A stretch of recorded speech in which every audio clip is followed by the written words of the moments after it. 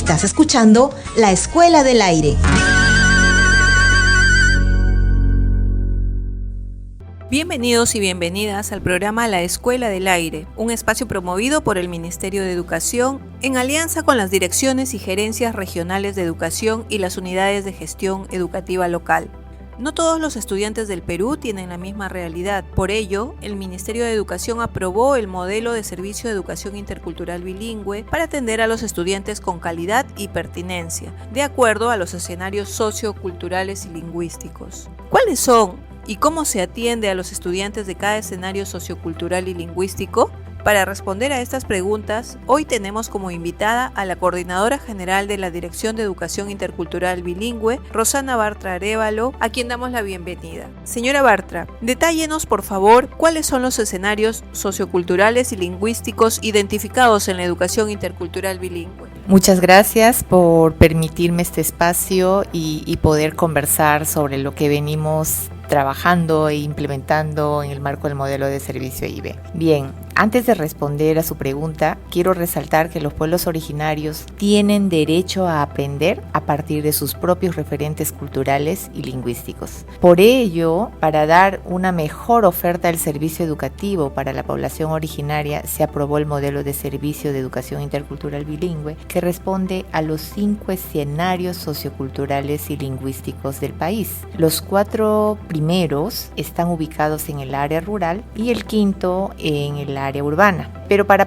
comprenderlos mejor te voy a comentar algunos escenarios a partir de algunos casos. En la comunidad de Maranquiari, del río Tambo, conocí al profesor Caleb. Y el profesor Caleb trabajaba con sus estudiantes de primer y segundo grado. Cuando llegué a su escuela, estaba haciendo una clase sobre los seres vivos desde la concepción de su pueblo originario. Hacía participar a sus estudiantes, sobre todo aquellos que conocían más el tema, porque se trataba de su tradición cultural. Tanto el profesor como los estudiantes solo hablaban la lengua originaria xánica. Yo no entendía nada porque soy hablante del castellano y los niños y niñas del aula solo hablaban en axánica, porque estos niños habían adquirido la lengua originaria en sus 3 primeros años de vida, pues los pobladores dominan más la lengua originaria que el castellano y este en sí es el escenario 1, donde la lengua originaria es la lengua materna. Y con relación al escenario 2, les ejemplifico una situación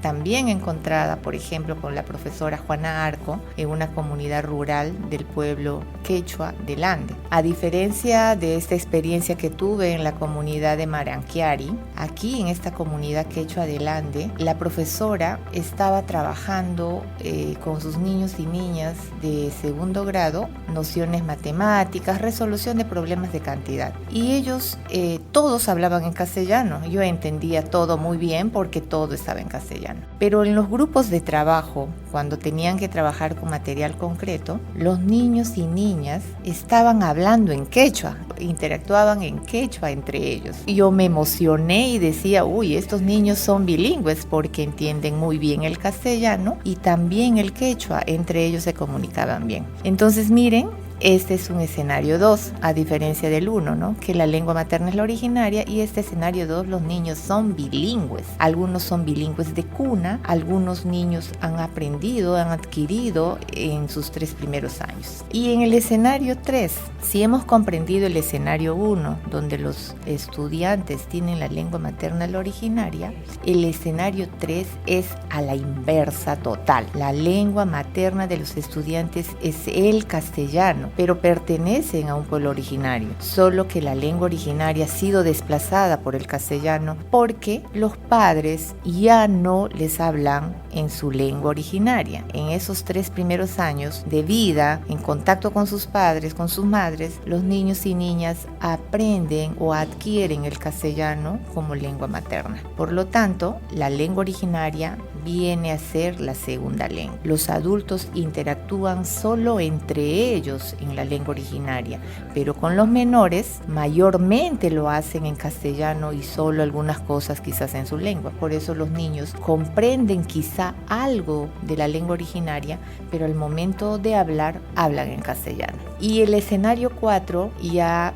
es donde la lengua originaria está mucho más desplazada, porque aquí ya muy pocos adultos, o sea, solo los adultos mayores son los que hablan la lengua originaria, porque los estudiantes, los padres también hablan en castellano. Entonces ya no todas las generaciones hablan la lengua originaria, solo los adultos. Entonces, finalmente tenemos el escenario 5, y este escenario 5, a diferencia de los primeros 4, es un escenario que se ubica en zona urbana. El servicio educativo de este escenario atiende a estudiantes que por la migración han venido o se encuentran en zonas urbanas o periurbanas. Los contextos de interacción social son básicamente en castellano, pero a las instituciones confluyen estudiantes que provienen de diferentes pueblos originarios y que hablan distintas lenguas, o sea, existe un contexto de multilingüismo. Los estudiantes presentan también distintos niveles de bilingüismo, tanto en la lengua originaria como en el castellano. Son 5 escenarios entonces. ¿Y de qué manera el modelo de servicio EIB responde a estos escenarios socioculturales y lingüísticos? Para atender esta realidad del país, de estos escenarios lingüísticos y culturales,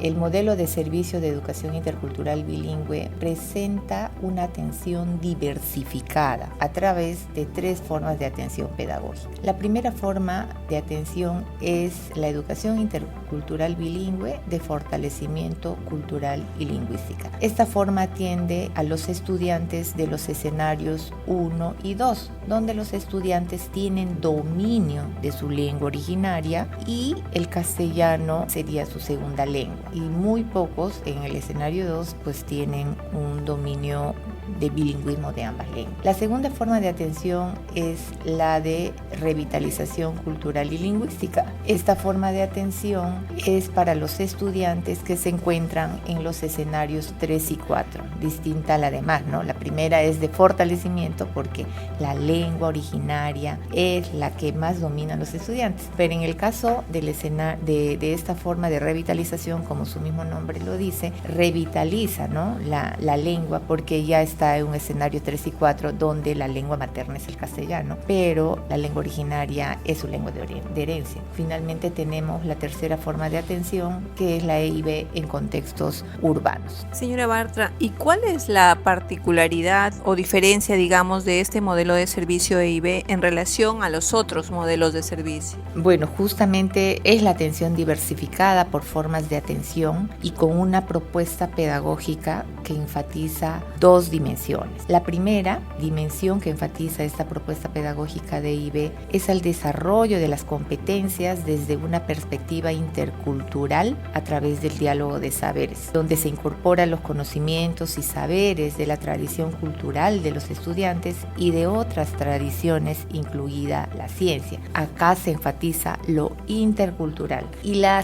siguiente dimensión, la segunda, es el desarrollo del bilingüismo, el mismo que se desenvuelve a través del tratamiento de lenguas a lo largo de la educación básica. Consiste en el real tratamiento de la lengua materna y la segunda lengua. Este real tratamiento de las lenguas responde al escenario lingüístico en que se encuentran los estudiantes en las instituciones educativas EIB. Y desde el Ministerio de Educación, ¿qué se está haciendo para implementar este modelo de servicio EIB? La implementación del modelo de servicio EIB requiere de condiciones para implementarlo. Son 3, y la primera, que es el de tener o contar con maestros formados en educación intercultural bilingüe y con competencias lingüísticas. La segunda, que es contar con materiales educativos para nuestros estudiantes de las instituciones educativas EIB en su lengua materna y en la segunda lengua. En este caso es tener materiales en lengua originaria y castellano. Y finalmente, tener una propuesta pedagógica pertinente. Como decía al inicio, ¿no? De estas 3 condiciones, la primera es la fundamental. Si tenemos maestros formados en EIB y con competencias lingüísticas, definitivamente este maestro sabrá usar los materiales educativos y podrá desarrollar una propuesta pedagógica pertinente. Para atender esta primera condición,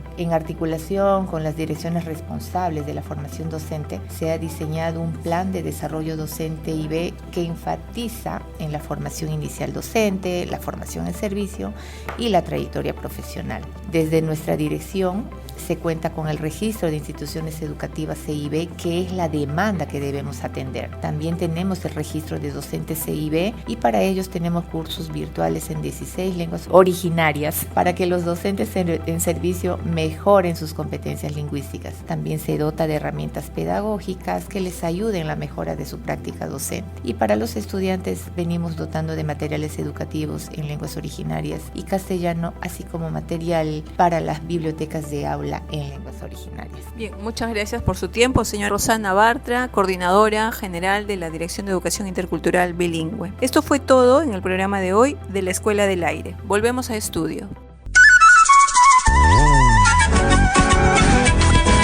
Estás escuchando La Escuela del Aire.